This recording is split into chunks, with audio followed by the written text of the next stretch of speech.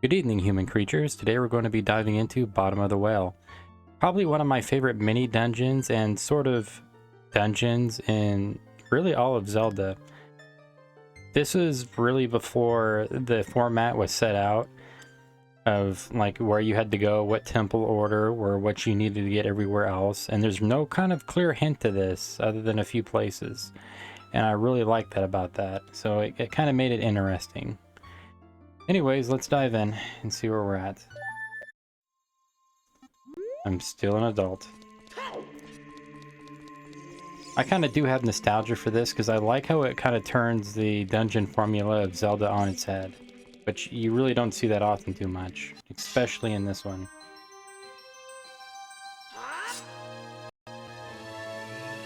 And it kind of breaks up the monotony of going back and forth, because I think you only go back as a child, I think one other time, and that's in Spirit. I do like the theme of Bottom of the Well being like a torture prison. I like how it's buried. I really wish they would have done more with it, especially with the item you get from there, which, spoiler alert, is the Lens of Truth, which I wish you could have done way, way more with. Hell. I'll just warp to the woods and get out of there fast, instead of waiting for daytime. Hello, Saria. And fun fact, for those who don't know, there is a hidden grotto right there for all you guys running the randomizers. I've seen so many people run those and then forget they're there. And I'm not throwing shade or anything like that, because my dumb ass has forgotten as well. I was actually lost on 2 randomizers, and I forgot about that grotto there, so every chest counts. Now this isn't too hard. Well, that was anticlimactic there. Let's keep rolling. Oh no. Ah, god damn it. I hate the owl with a passion. Like, I liked him in Link's Awakening. I cannot stand him. Like, he is fun for your, like, maybe second run of this game, but if you played it as much as me, you just want to fucking scream every time you see him. In fact, I'm almost in. I almost just want to learn how to speed run to glitch out so I don't have to talk to that fucking owl. And no, I do not care if he's the one old man in the what would you call it? The heroes realm? They got a name for it. It's kind of slipping my mind right now. I don't care. I can be damned. I do not care about him. Get out of the field here. Some backwards walking. That'll save us some time. Oh, this is going to be fun with the joystick. Need to go get some Deku sticks later. I'm going to need them for the Dark Nuts.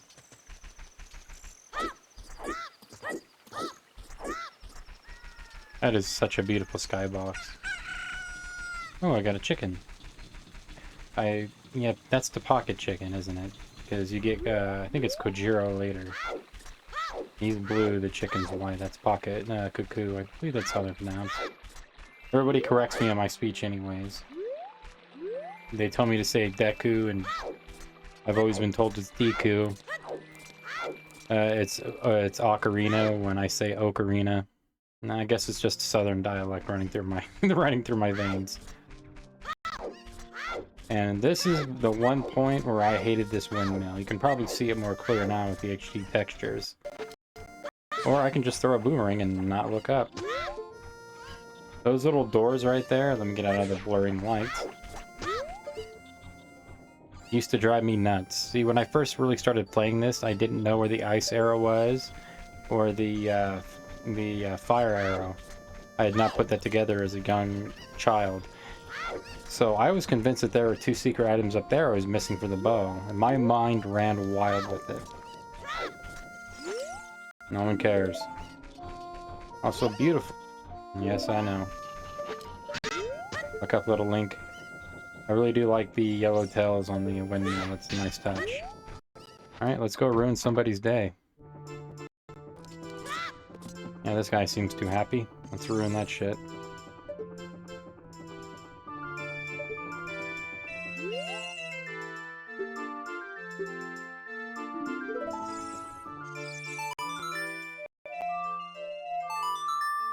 Probably one of my favorite songs in this series.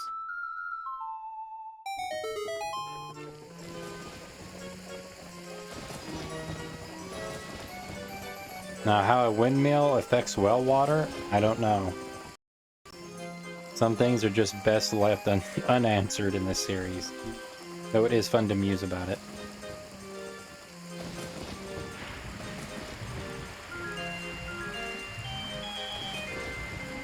I like the mold, or I shouldn't say mold, the moss and the, I guess you could call that algae, depending on where you're from. We'll take a better look at that without dropping down. Thank you. That is a nice touch to have it right above the water. Really good. Alright. Let's go find out why nobody in this town has cholera. Bottom of the Well, or also later known as Breath of the Wilds.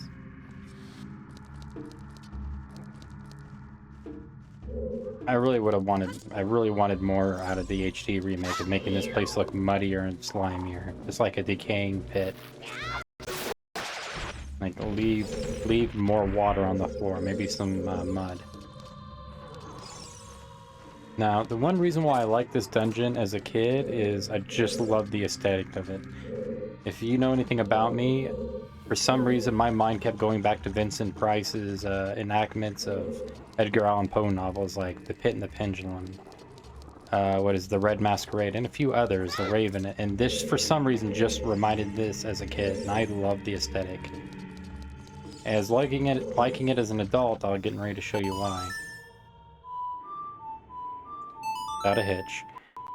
Because this is kind of like the anti... Would be a good way to put it.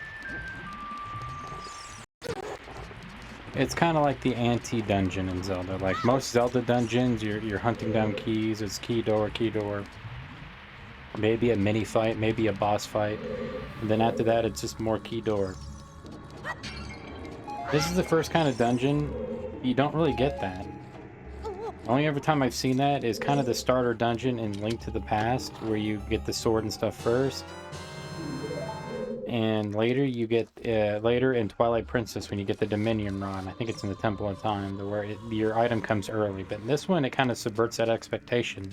Like I was saying, this is back before Zelda was a beat per beat. I should have known. A beat per beat. You do this, go here, it's that.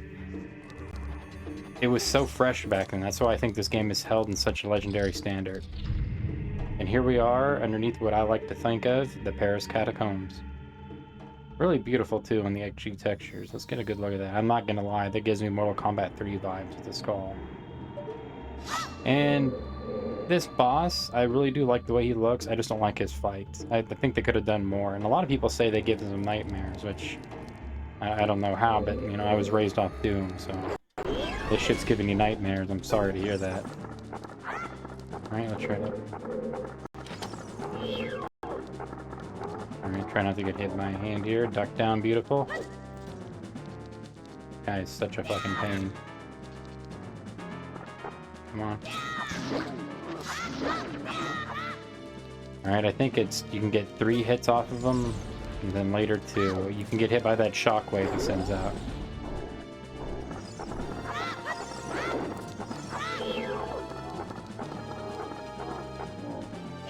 Oh, come on. Oh, that's a glitch I've never seen before, but let's roll with it.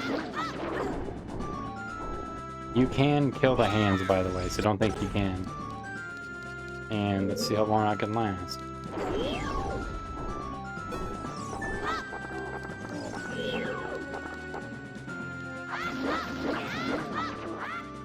I think I got 1 more or 2 more hits, if I remember right, because I remember him being like criminally easy. I do like the way he looks. It kind of throws a curveball at you. Yeah, 1 more. And it's always magic, if I remember right.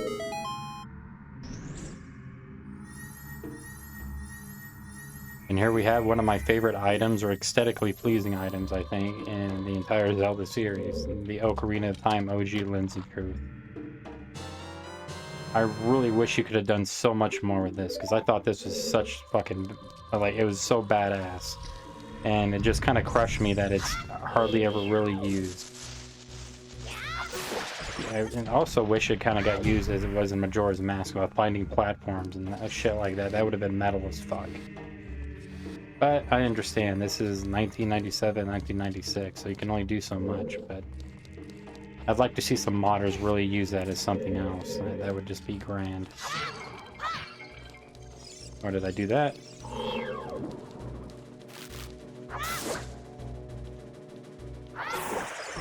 2 hits, 1 and done. Alright, now let's get back to the temple. And when it comes to probably my favorite temples, I would always put this close to 1 or 2 in this game. Just for the way it feels, looks, and the kind of the way they did the item placement. And the mini-boss is kind of original. Like, you don't really kind of see him anymore. At least that I know of. I haven't been paying attention for quite a while. My first one will always be inside of the Deku tree. Like, I love the music in it. I love the idea of being inside a giant tree.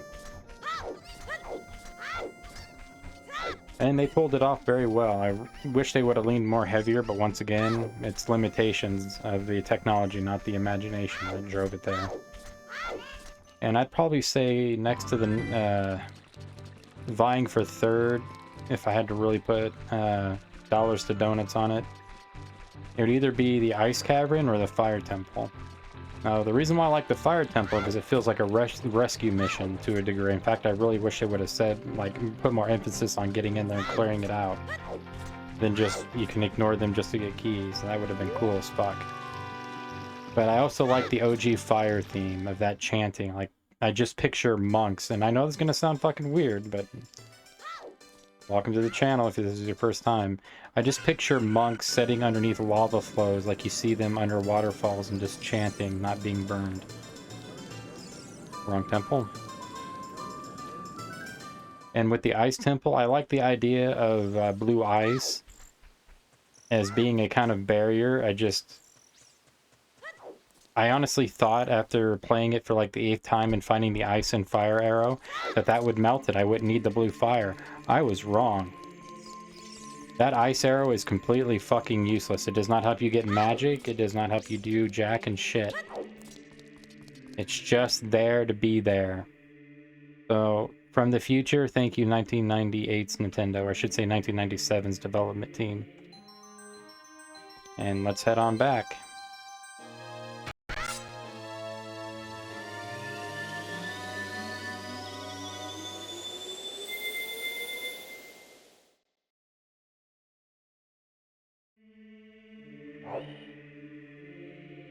Well, I'm going to end it there to keep it short and sweet.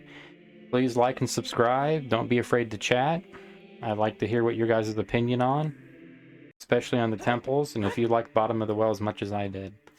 Take care. Be safe. Catch you guys on the flip.